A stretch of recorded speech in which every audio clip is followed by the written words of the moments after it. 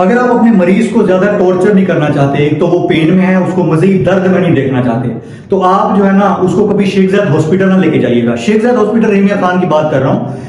इतनी मिसमैनेजमेंट, इतना घटिया स्टाफ और इतना गंदा बिहेवियर स्टाफ का, आप लोग इससे रिलेट करेंगे। एक मरीज जो है ना वो इधर से उधर भागता रह जाता है और इतने में खुदा ना खास्ता आपके मरीज की जान निकल जाएगी या वो पेन से तड़पेगा, बहुत ज्यादा तड़पेगा। ठीक है, मेडिसिन लेने में आपको टाइम लगेगा, आपको डॉक्टर का चेकअप करवाने में टाइम लगेगा। आप सोच भी नहीं सकते कि किन किन मराहिल से गुजरकर आपको 2 गोलियां टैबलेट मिलेंगी, आपको एक इंजेक्शन लगेगा, आप कितना टाइम आपको लगेगा। मैं आपको एक सिनेरियो बताऊंगा।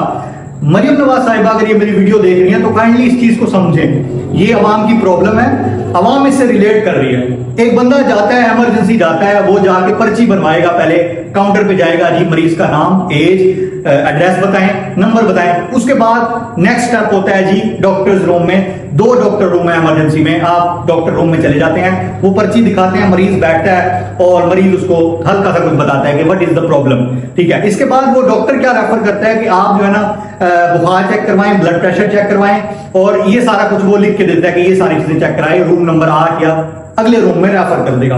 मरीज तड़प रहा है, मरीज की अब आपने ये सोचना कि मरीज साथ साथ है ये सारे प्रोसेस के अंदर। अच्छा, रूम नंबर 8 में डॉक्टर ने रेफर किया क्या करने के लिए? बुखार चेक करवाने के लिए, ब्लड प्रेशर चेक करवाने के लिए, ईसीजी करवाने के लिए। ठीक है, वहां से ये सब कुछ हो गया।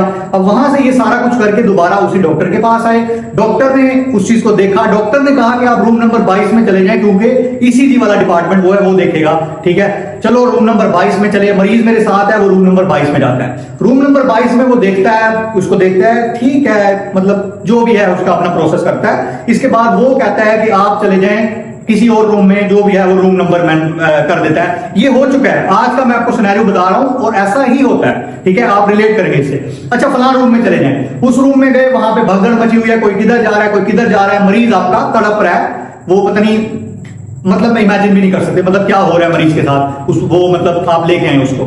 अच्छा, उसमें बैठे हैं, वो बड़ी मुश्किल से वो चेक करेगा। ठीक है, उसने इंजेक्शन लिखा, सारा कुछ लिखा। अब दोबारा जी उसने मेडिसिन लिख दी, इंजेक्शन लिख दिया। अब आपका स्टेप आता है जी मेडिसिन स्लिप बनवाने का। मेडिसिन स्लिप जो है ना वो एक मैरून कलर की मेडिसिन स्लिप होती है, वो आपने बनवानी है। भाई एक दफा उसने लिख दिया है, मेडिसिन लिख दिया उस पर्ची पर, वही पर्ची जो हम इमरजेंसी में एंटर हुए थे तो पर्ची हमें मिली थी, उस पर्ची में मेडिसिन लिखी हुई है। अब उसी मेडिसिन को कॉपी करके किसी के पास हमने जाना है, वो मेडिसिन स्लिप बनवाने, वो वहां से कॉपी करेगा, मेडिसिन लिखेगा। अब उस मेडिसिन स्लिप के ऊपर आपने एक और स्टेप परफॉर्म करना है। वो क्या करना है? उस डॉक्टर की स्टैंप लगवानी है। आप जाएंगे, उस डॉक्टर की स्टैंप लगवाएंगे, स्टैंप लगवा के आपने फार्मेसी पे जाना है, फिर आपको मेडिसिन मिलेगी। वहां से मेडिसिन लेके फिर आप आएंगे किसी और रूम में और वो आपको इंजेक्शन लगाएंगे और सारा कुछ होगा। तो आप सोचें कि ये तो मैंने आपको 2-3 मिनट में बता दिया प्रोसेस है, लेकिन नाज़रीन यकीन करें कि ये आज का प्रोसेस था। मैं आपको प्रिस्क्रिप्शन दिखा देता हूं कि ये जो है ना आज मेरा जाना हुआ, ये प्रिस्क्रिप्शन है, ये ईसीजी है, ये सारा कुछ आज हुआ। मैं किसी के साथ गया था, मेरे रिलेटिव जानने वाले थे, उसके साथ आज मैं शेख ज़ायद हॉस्पिटल गया था। तो मैं आपको ये बता रहा हूं कि किस कदर मरीज जो है वो जलील होते हैं, जलीलो ख्वार होते हैं। ऊपर से इनके स्टाफ का बिहेवियर, आप यकीन करेंगे किसी नर्स से आप बात करेंगे ना, किसी डॉक्टर से जाके आप बात करेंगे तो पहले वो मोबाइल देख रहा होगा, आपके साथ आई कांटेक्ट नहीं करेगा। वो इतना वो आपको मतलब, एक तो मुलाजिम गवर्नमेंट की टैक्स के, आपके टैक्स के पैसों से, मेरे टैक्स के पैसों से ये पल रहे हैं, अपनी तनख्वाहें खा रहे हैं, और इनका एटीट्यूड चेक करें। ये एटीट्यूड ऐसे दिखाएंगे, नीचे देख के, मोबाइल देख के आपको रूम नंबर रेफर करेंगे, आपके साथ आई कांटेक्ट भी नहीं करेंगे। इतना ये मतलब घटिया किस्म का स्टाफ है। और ये जो प्रोसेस मैंने आपको बताया ना, पूरे 2.5 घंटे लगे इस प्रोसेस को होने में। और आप सोचें कि आपके मरीज की क्या हालत हुई होगी, उस मरीज की हालत जो तड़प रहा है दर्द से, जिसको बुखार है, वो कुछ भी है। अच्छा, मजे की बात बताता हूं, मरीज को 102 पे बुखार है इस प्रिस्क्रिप्शन में, और वो बुखार चेक हो गया। अब बुखार जब चेक हुआ, बुखार की कोई इंजेक्शन नहीं लगाया।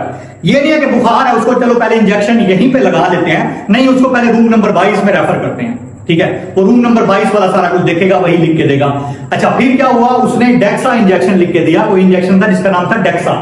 अच्छा, वो इंजेक्शन लिख के दिया, रूम नंबर 22 से मैं आया फार्मेसी। अब मैंने उनको ना बिठा दिया कहीं पे कि आप बैठ जाएं, मैं खुद कर लेता हूं सारा कुछ, क्योंकि आप यहां से इधर जाएंगी उधर जाएंगी, पहले ही आप दर्द से तड़प रही हैं, तो आपको मैं मजीद इधर इधर नहीं घुमा सकता ना किसी एक रूम से दूसरे रूम तक। डेक्सा इंजेक्शन लिखा, मैं फार्मेसी पे गया, डेक्सा इंजेक्शन नहीं अवेलेबल, कहते डेक्सा इंजेक्शन है ही नहीं।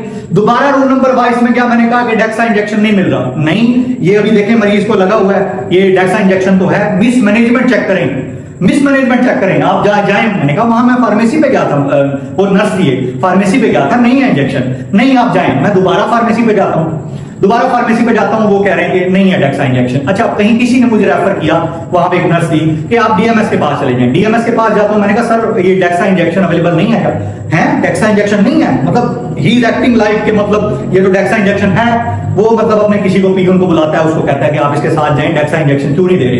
ठीक है, ये मेरे साथ गया और यकीन करें कि डेक्सा इंजेक्शन मिल गया, डेक्सा इंजेक्शन मिल गया है। जब वो पीएन साथ गया और वो डीएमएस का डंडा आया, वो डेक्सा इंजेक्शन दे दिया उन्होंने, इंजेक्शन लगा, सारा कुछ हुआ। 2.5 घंटे लगे एक इंजेक्शन लगने में। यकीन करेंगे मरीज जो है ना वो तड़प गया था, और मरीज जो है ना मतलब एक टाइम पे उसने मुझे ये भी कहा कि बस ठीक है चलते हैं, हमने नहीं कराना। ठीक है, तो इस कदर घटिया स्टाफ है। वजीर आला पंजाब मरियम नवाज से मेरी गुजारिश है कि इस पे एक्शन लें, इस मैनेजमेंट को चेंज करें। होना तो ये चाहिए कि आए, पर्ची बनवाएं, आगे जो भी जिस रूम में जाए उसमें सारा कुछ हो, उसमें ही मतलब डॉक्टर ने रेफर क्यों किया अगले बंदे के पास? डॉक्टर वहीं पे बीपी चेक करे, क्या डॉक्टर बुखार नहीं चेक कर सकता? क्या डॉक्टर बीपी नहीं चेक कर सकता? क्या वहीं पे एक बंदा नहीं होना चाहिए जो ईसीजी करे, ये सारा कुछ करे?